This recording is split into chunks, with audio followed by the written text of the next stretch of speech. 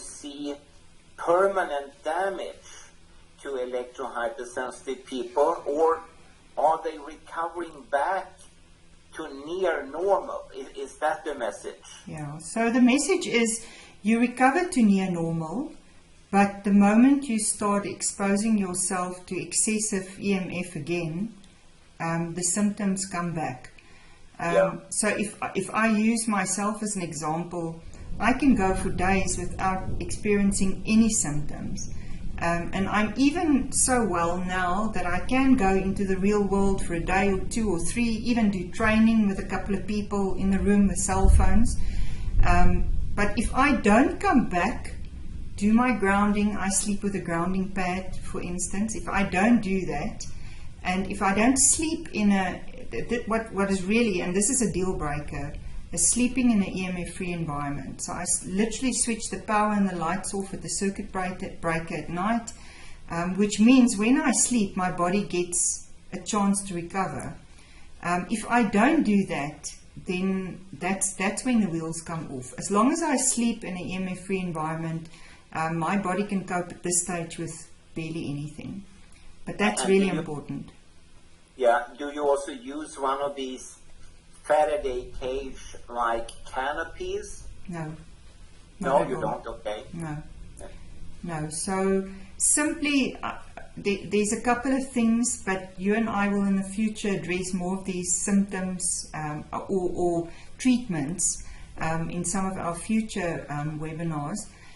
But things like Qigong, which is an exercise that helps harmonizes the energy in your body, that is really crucial. So exercise, nature therapy, you know, in the model I've developed, I use nature, nurture, nutrients, and neurohacking.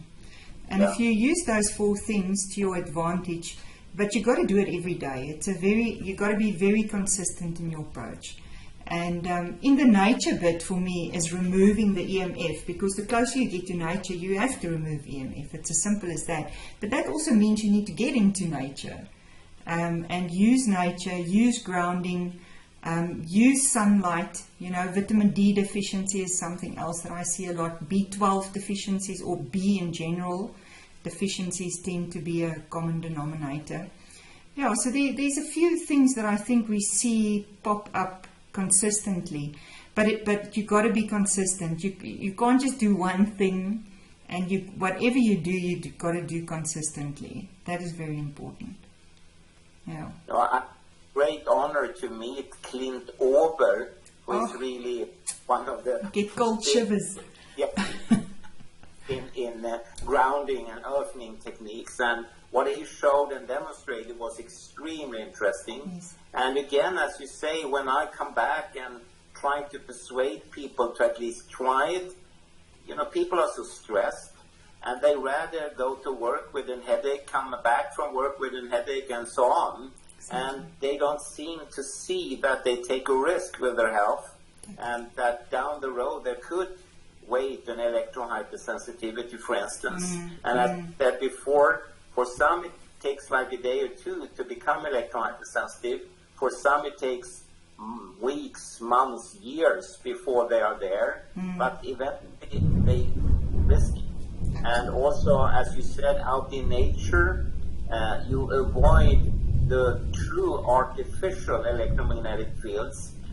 The fields and signals we are talking about, they are man-made. They are not been around on this planet before. So in a sense, when I compare them to natural background, it's kind of wrong from a scientific point of view, because they are very, very different. They are very artificial. So when we talk about a difference like a quintillion times, the difference is really much, much bigger, because there hasn't been any such fields at all.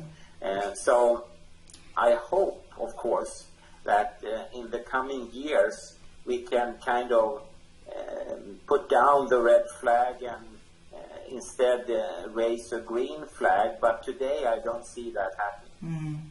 And I think, just to add to that, the man-made fields are pulsating, and it's very different from the natural fields. You know, if people start using that argument with me, but nature's got EMF, then I say, well, it's very different from man-made. And you can't compare No. apples and pineapples. No, not at all. Yeah. No.